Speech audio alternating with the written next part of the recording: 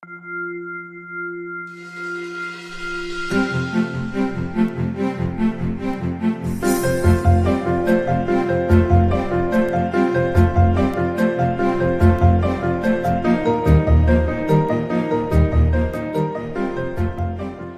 one of the things I wanted to ask you, because I've known you now for 22 years. Yes.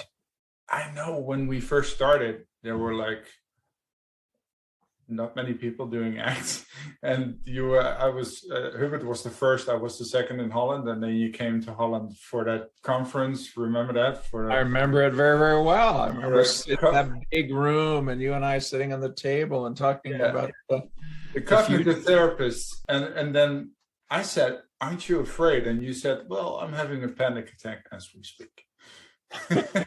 And I thought, well, how then? How? Well, I'm just gonna go with my panic attack, and then we'll just figure it out. And that's early enough. 23 years ago, was I still having panic attacks? Yeah, I was.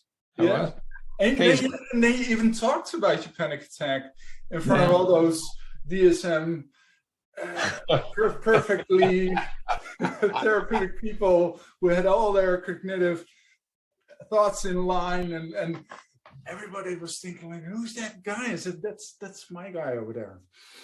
I remember that talk, and I remember and I think actually I did okay, because I remember people being very interested in this. Everybody was talking to me like, who is he? Who is he? Who is he? I was like, yeah, that's but that was actually 22 years ago, the first signal that you could have anxiety. I mean, that's so weird, isn't it? I mean, that was, for me, I had a panic disorder and a social phobia and everything, just like you. And then when you said, okay, dude, but it's okay that it's not okay. Okay. You can have anxiety. It's okay. I thought, really? So I don't have to do all those therapies? No. You don't have to do that. You just have to embrace it and then be with it and just do it with fear. And I thought, this guy is fucking brilliant. So that was the big game changer for me. I have the tapes from my first big workshop, an ACT workshop. It was 1986. So it was a little earlier than that. It was at the University of Washington. Yeah. And Kirk Strassel was sitting there. I didn't know Kirk. Patty Robinson. I didn't know Patty. Now important people in the ACT universe. But so was Neil Jacobson, the late Neil Jacobson, who later became much of a contextualist. Other kind of pretty famous people were in the room. I'm blocking on the famous pain guy there at the UW. I'm having an elder moment, but behavior approach to pain. Fordyce? No. Anyway, not Fordyce. What's it? Anyway, and I have the tapes of it, and I can actually see the places where I get overwhelmed by anxiety, and I take a little breath and I come back, and I gave this workshop with wave after wave. 1986, I was still, if I was going to give a talk, I would really, really, really, really be intense anxiety issues. But, I came to actually almost enjoy them because they allow me to sort of, well, it's kind of like to be genuine. Yeah. Because if I'm going to talk, blah, blah, blah, blah, blah, blah, blah, it's a lot better right in that moment. I'm surfing a big anxiety wave that in the past would have walked me right out of the room. Yeah. So I can lean in part because I know I'm not saying anything that doesn't fit my experience. And for me, the biggest reason that biggest mockery that I had when I started getting a panic disorder was trying to do CBT when I was forced to say things that weren't helpful and that was applied to me. It was torture. It's torture. I don't want to tell people to do things that my own life says don't help. And I have noticed that people who are deeply into the ACT work, when they're struggling, they rely on their ACT skills. Yeah. When I look at people in some other universes, so it isn't necessarily so. They're reaching out for people who are think differently because they've tried those XYZ coping skills and it just didn't give them any traction. I always see my anxiety as sort of a guide to my values. Yeah. It's, okay, I'm having anxiety, so I still think this is important then. Yeah, exactly. We're back to this emotional openness piece that I talked about earlier.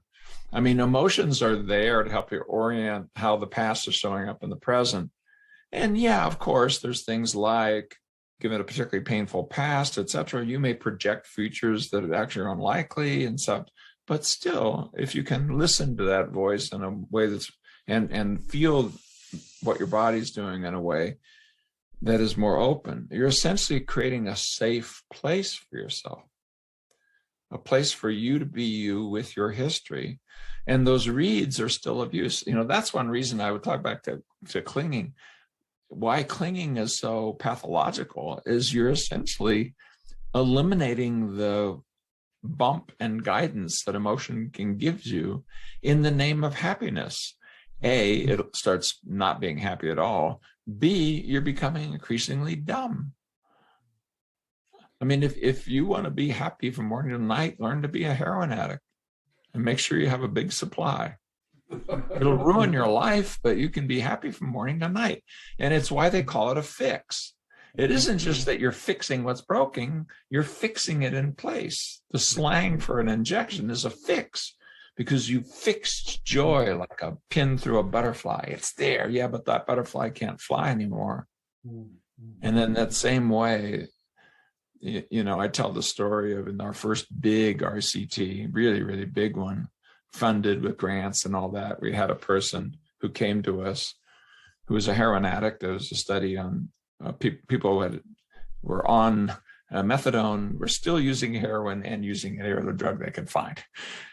And this guy told the story of being so high that when his daughter was being perpetrated on in the back bedroom, he couldn't bother himself to get up off his couch.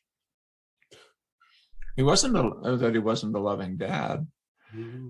He had fixed that butterfly into the bulletin board so powerfully that even his love for his daughter didn't matter anymore. And it was a really painful course of therapy to help him forgive himself, show up, try to repair with his daughter, and try to be more the kind of person he wanted to be. But that's the journey all of us are on. And our painful feelings and our joyful feelings will help guide us if we allow them to. You said something beautiful. I think that the ironic thing is that you find safeness in embracing your fear. Exactly. No, it's cattywampus because our analytic, judgmental, problem-solving mode of mind doesn't see it.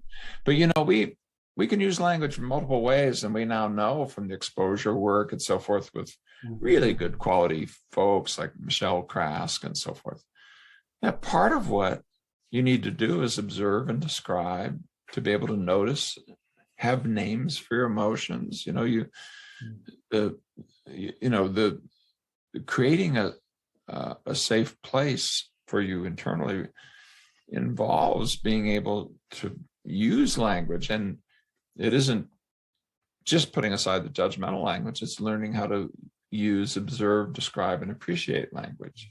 You know how to do it intuitively. I mean, you do it with the sunset, Kelly Wilson's famous sunset versus math problem.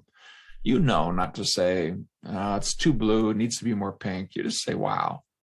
But you also do when somebody's really in pain in front of you, like a child weeping over some horrible tragedy. I mean, if you were in the Ukraine right now, your first words would be, wow. Yeah. It would be just appreciating the suffering that Putin has unleashed. Yeah. In Europe, who could imagine? 2022, really? Tanks in the street, really? Of a European free democratic country? Really? You just say, wow. And we in the US have had quite a lot of painful wows in the last administration, I'll tell you.